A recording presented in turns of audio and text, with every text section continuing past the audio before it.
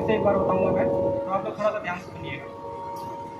तो फायर को जो है ना 4 भागों में बांटा गया है, class A, class B, class C और क्लास डी में। ठीक है। ए क्लास फायर में वो फायर होता है जो भी जलने के बाद ऐश छोड़ता है, राख छोड़ता है, वो ए क्लास फायर में आता है। जैसे लकड़ी, कागज, ये सब चीज़ में अगर आग लगती है तो उस पर हम कौन सा एक्सटिंग्विशर यूज़ करते हैं? ए क्लास फायर में वाटर टाइप एक्सटिंग्विशर यूज़ करते हैं मोस्टली। ठीक है ना, क्योंकि वाटर सबसे कम एक्सपेंसिव होता है, सबसे कम खर्चे में हम वाटर टाइप एक्सटिंग्विशर को रिफिल करते हैं।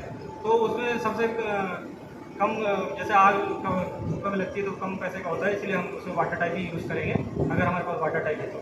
ठीक है, इसके अलावा भी यूज़ कर सकते हैं, लेकिन वो देखना पड़ेगा कि अगर वाटर टाइप है तो वाटर टाइप ही यूज़ करना है। ठीक है।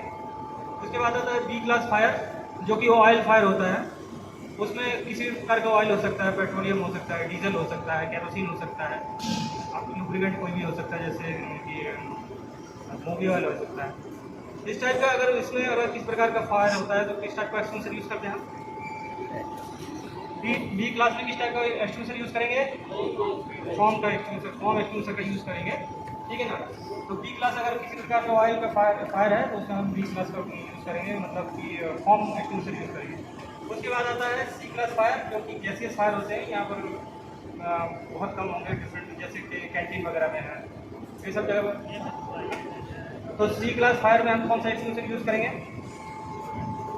हम सी क्लास फायर में DCP कर सकते हैं, CO2 भी कर सकते हैं, और उसके बाद क्लीन एजेंट कर सकते हैं। लेकिन क्लीन एजेंट का हमारे पास यहाँ पर अभी एक्सटिंग्विशर है नहीं।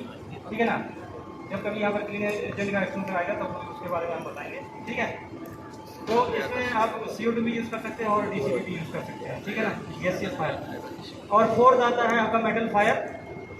मेटल फायर में आपको ओनली DCP एक्सटिंग्विशर इस्तेमाल करना है, उसके अलावा और कोई भी एक्सटिंग्विशर का इस्तेमाल नहीं करना है। ठीक है। क्योंकि मेटल फायर में आप यहाँ पर मेटल फायर देखने को नहीं मिलेगा, बहुत कम ही, बहुत rare of the rarest case होगा कोई मेटल फायर देखने को मिलेगा आपको। जो भी आपका PST वगैरह में होता है उसमें ज़्यादातर मेटल फायर होता है, तो उसमें सिर्फ DCP एक्सटिंग्विशर यूज़ करना है। और अगर इलेक्ट्रिक फायर है तो कैसे, क्या करोगे फिर आप लोग? इलेक्ट्रिक फायर है तो क्या यूज़ करेंगे आप लोग? देखिए, इलेक्ट्रिक फायर में कई प्रकार की कंडीशन हो सकती है। इलेक्ट्रिक फायर में मोस्ट ऑफ द 2 टाइप का कंडीशन हो सकता है, या तो वो लाइट कट ऑफ नहीं होगा और या तो लाइट कट ऑफ होगा। लेकिन लाइट कट ऑफ होने से भी कई जगह पर ऐसा होता है कि बहुत उसमें भी फिर भी करंट रह जाता है, जैसे GIS हो गया, GIS हो गया।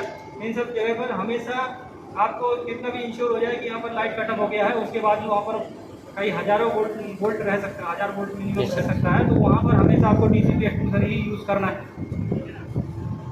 जैसे कि आपके घर वगैरह में हो गया 400 वोल्ट का, जैसे कहीं पर करंट है, तो आप अगर उसका MCB गिरा दोगे तो इसमें कोई दिक्कत नहीं होता मेरे हिसाब से। बाकी तो इलेक्ट्रिक वाले ही बता सकते हैं, क्योंकि बिना इलेक्ट्रिक के परमिशन से हम लोग भी एक्सटिंग्विशर यूज़ नहीं करते। जब तक वो नहीं बता देते हैं कि यहाँ का लाइट कट ऑफ हो गया है तब तक हम भी यूज़ नहीं कर सकते हैं। तो उस पर सिचुएशन क्रिएट होता है कि किस टाइप का फायर है। जब इलेक्ट्रिक कट ऑफ होने के बाद हो सकता है कि किसी फर्नीचर में आग लग गई हो, वहाँ पर कोई आपका कंप्यूटर वगैरह रखा था, तो उस डेस्कटॉप को हटाने के बाद ही जो PC अगर फर्नीचर वगैरह में आग लगी तो उसमें फिर वाटर टाइप यूज़ कर सकते हैं। ठीक है जी, क्योंकि इलेक्ट्रिक जो है कट ऑफ हो चुका है।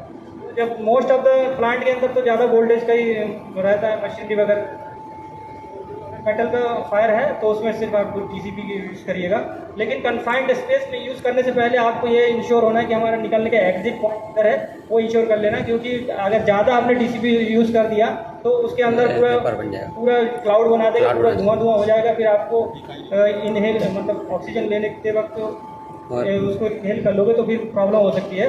तो कन्फाइंड स्पेस में यूज़ करने से पहले अपने आप को सिक्योर करके फिर इस्तेमाल करना है। ठीक है ना जी। अभी हम आपको कई बार कुछ इंसिडेंट हो जाते हैं, क्योंकि हमारा केयरलेस और अनयूजुअल यूज़ करने के बाद हम जो एक्सटिंग्विशर को यूज़ करते हैं उस पर भी कुछ सेफ्टी, जैसे अभी आपको कई प्रकार के सेफ्टी हाई